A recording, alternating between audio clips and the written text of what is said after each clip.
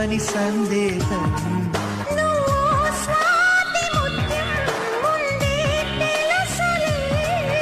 మరి అంత హాస్యం ధర్మం కాదులే.